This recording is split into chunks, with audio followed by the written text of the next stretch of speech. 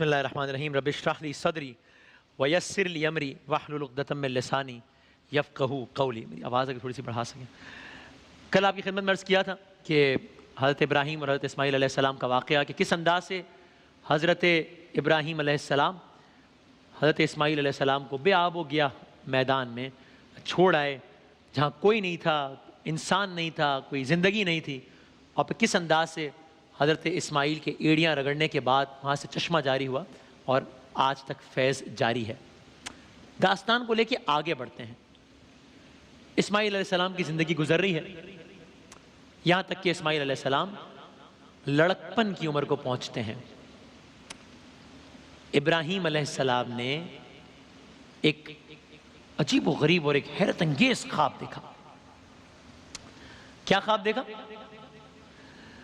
اللہ کے نبی نے خواب دیکھا کہ انہیں خدا کی طرف سے یہ حکم دیا گیا ہے کہ اپنے لخت جگر کو اپنے ہاتھوں سے قربان کر دیں.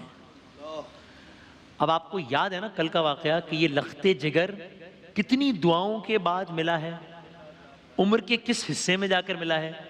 کچھ روایت کے مطابق 80، کچھ روایت کے مطابق 86 سال کے تھے اس وقت.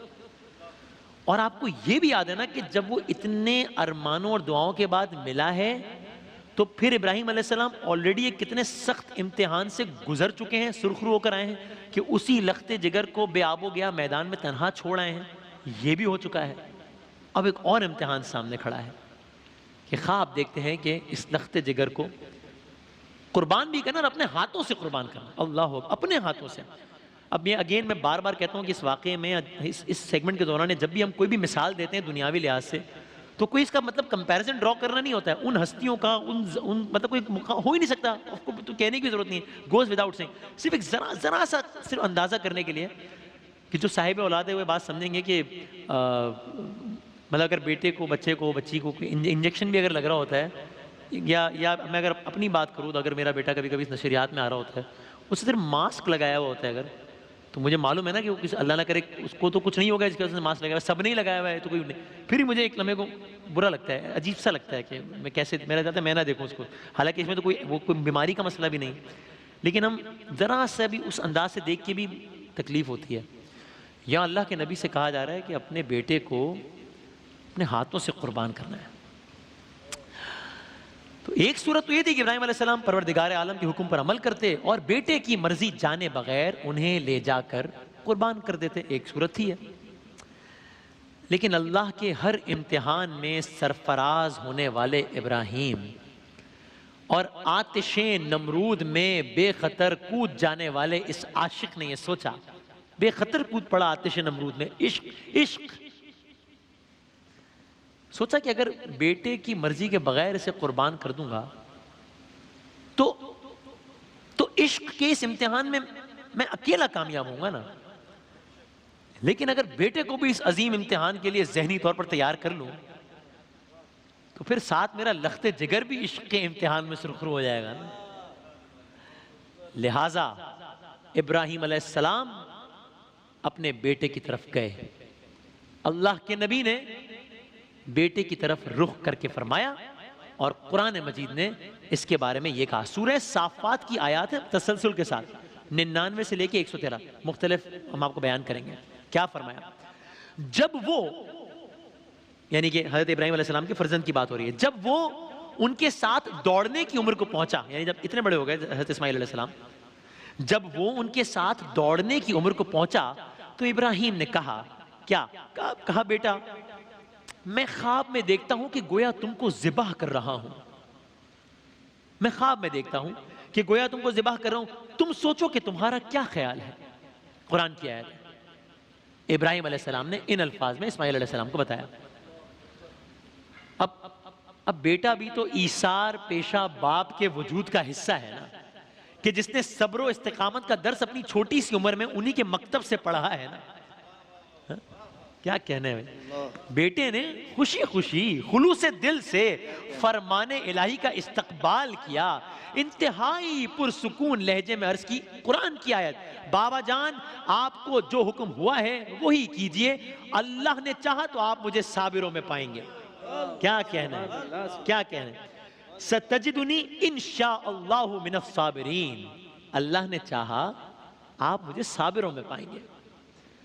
شاعر نے کہا یہ فیضان نظر تھا یا کہ مکتب کی کرامت تھی، یہ فیضان نظر تھا یا کہ مکتب کی کرامت تھی، سکھائے کس نے اسماعیل کو آداب فرزندی۔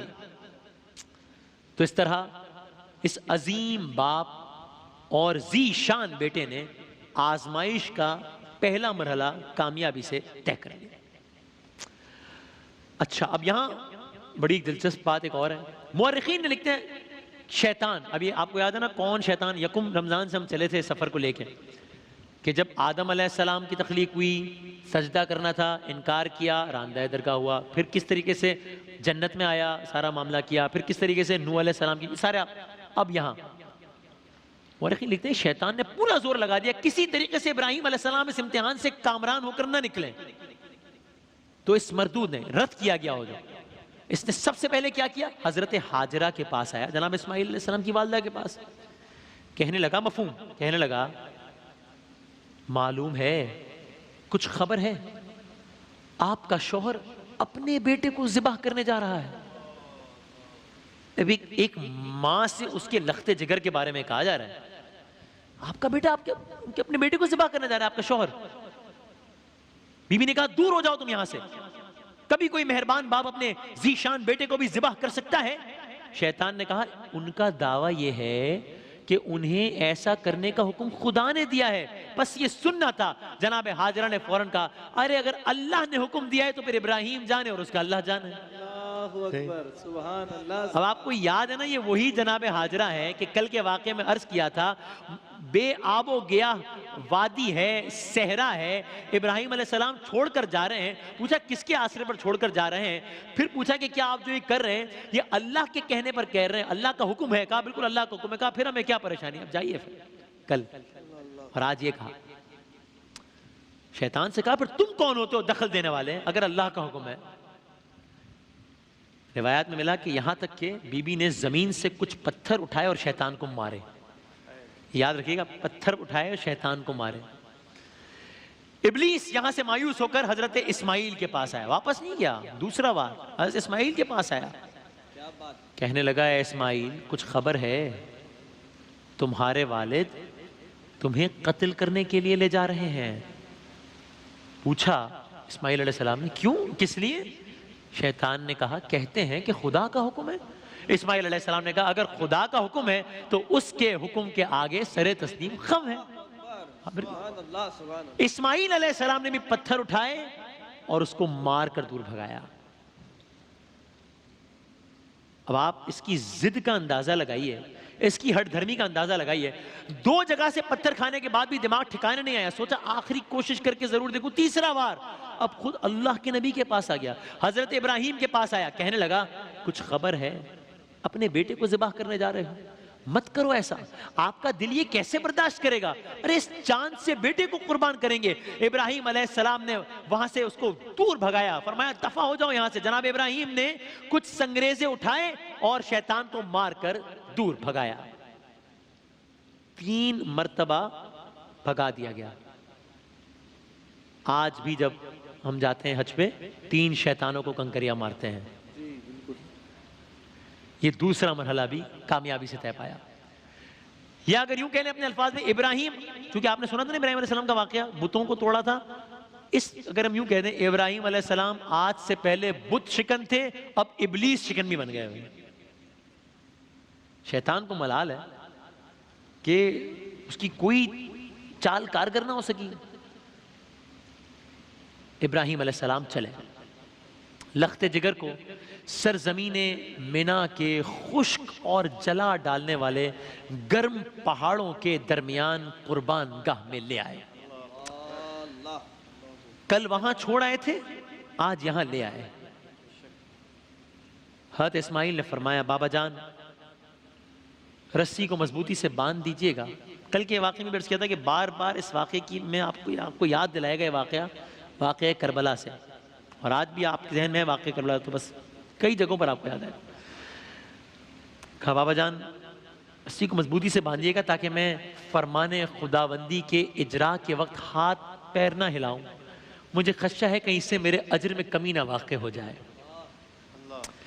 اور بابا جان جب گھر واپس تشریف لے جائیں نا تو میری ماں کو میرا سلام کہیے گا, اور ہو سکے تو میرا کرتا میری ماں کے پاس لے جائیے گا.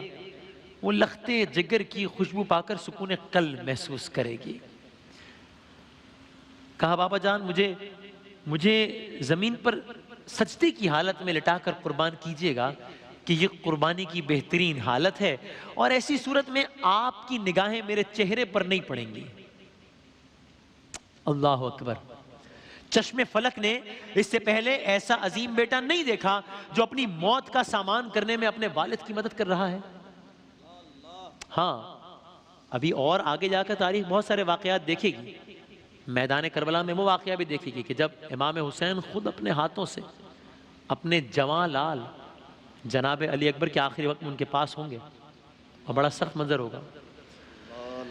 بالآخر وہ حساس نامے آ پہنچے جب فرمان الہی کی تکمیل ہونا تھی. ابراہیم علیہ السلام نے جب بیٹے کے مقام تسلیم کو دیکھا, بیٹے کو اپنی آغوش میں لیا, بیٹے کی استقامت کی داد دی. پھر ابراہیم علیہ السلام نے اپنے لخت جگر کے چاند جیسے چہرے کو خاک پر رکھ دیا. پوری قوت کے ساتھ ابراہیم علیہ السلام نے چھری چلا دی, لیکن تیز دھار چھری نے فرزند کے لطیف و نازک گلے پر معمولی سا بھی اثر نہ کیا. ابراہیم علیہ السلام حیرت میں ڈوب گئے, دوبارہ چھری کو چلایا, لیکن پھر بھی وہ کارگر ثابت نہ ہوئی. گویا چھری سے خلیل کہتا ہے کہ کاٹ, مگر جلیل کہہ رہا ہے کہ نہ کاٹ. چھری تو صرف اسی کے تابع فرمان ہے نا.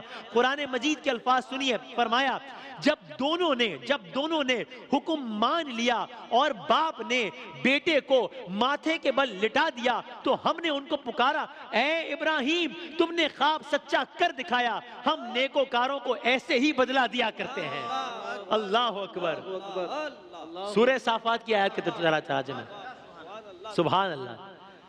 جب دونوں نے حکم مان لیا اور باپ نے بیٹے کو ماتھے کے بل لٹا دیا تو ہم نے ان کو پکارا, اے ابراہیم تم نے خواب سچا کر دکھایا, ہم نیکوکاروں کو ایسا ہی بدلہ دیا کرتے ہیں. بلا شبہ یہ صریح آزمائش تھی. تو ہوا کیا؟ پھر قرآن مجید نہیں بتایا ہوا کیا. ہم نے ایک بڑی قربانی کو ان کا فدیہ دے دیا. یہ بھی قرآن کی آیت ہے. ہم نے ایک بڑی قربانی کو ان کا فدیہ دے دیا. حضرت اسماعیل علیہ السلام کی جگہ ایک گوسفند یعنی دمبا آ گیا تھا, اور اللہ نے ان کے خلوص کی بدولت ان کی قربانی کو قبول کرتے ہوئے جنت میں اٹھا لیا تھا. بس یہ وہی دمبا تھا جو حضرت اسماعیل کا فدیہ بن گیا.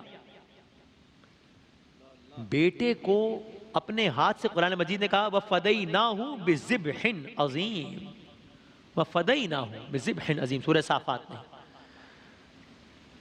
بیٹے کو اپنے ہاتھ سے ذبح کرنا, وہ بھی لائق نیک بیٹا, وہ بھی ایسا بیٹا کہ جس کے انتظار میں باپ نے ایک عمر گزاری ہو, اور سب سے بڑھ کر اس عظیم بیٹے کی استقامت اور تسلیم و رضا تو دیکھیے کہ فرشتے بھی اش اش کر اٹھے.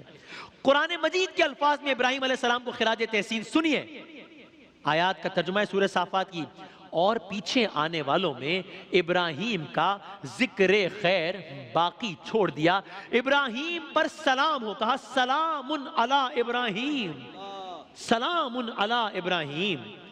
ابراہیم پر سلام ہو, نیکوکاروں کو ہم ایسے ہی بدلہ دیا کرتے ہیں. بس گفتگو تمام. علامہ اقبال کے شعر سے ڈاکٹر اقبال نے ایسے ہر عظیم ترین مارکے کی خوبصورت انداز میں درجہ بندی کی. کہا صدق خلیل بھی ہے عشق, صدق خلیل بھی ہے عشق, صبر حسین بھی ہے عشق, صدق خلیل بھی ہے عشق, صبر حسین بھی ہے عشق, مارکے وجود میں بدر و حنین بھی ہے عشق. اور جاتے آتے میرا جی چاہتا ہے, کیونکہ یہ ایام حضرت علی سے بھی منسوب ہے, اور آپ نے حضرت ابراہیم کا واقعہ سنا ہے اور امام حسین کا واقعہ بھی آپ کے ذہن میں آیا, تو بس جاتے آتے یہ اشعار بھی سنتے جائیے کہ کیسے بتاؤں آپ کو کیا کیا حسین ہے, کیسے بیاں کروں کہ کیا کیا حسین ہے. بھئی قطرہ ہے کائنات تو دریا حسین ہے, قطرہ ہے کائنات تو دریا حسین ہے. بھئی بچپن ہی میں یہ شان, یہ عزت, یہ مرتبہ زلف نبی میں کھیلنے والا حسین ہے. اور حسین جو نام ہے، ہے سین یہ نون، ہے سے حق، سین سے سلامتی، آگے آپ کو جوڑتے جائیے. حق کو سلامتیو یقینو نماز کو، حق کو سلامتیو یقینو نماز کو، یکجا اگر کریں تو نتیجہ حسین ہے. یکجا اگر کریں تو نتیجہ حسین ہے. بھئی اس کے لبوں کے چھونے کو پانی ترس گیا، اس کے لبوں کے چھونے کو پانی ترس گیا. یہ کون کہہ رہا ہے کہ پیاسا حسین ہے؟ اور آخری شعر، آج کل کے حالات سے بھی اس کی نسبت جوڑیے. دنیا میں جو محب شہ مشرقین ہے، دنیا میں جو محب شہ مشرقین ہے، بے چینیوں کے دور میں بھی اس کو چین ہے. دنیا میں جو محب شہ مشرقین ہے، بے چینیوں کے دور میں بھی اس کو چین ہے. باطل کے سامنے جو جھکائے نہ اپنا سر، سمجھو کہ اس کے ذہن کا مالک حسین. ایک وقفے کے بعد دوبارہ حاضر ہوتے ہیں. یہی ماہ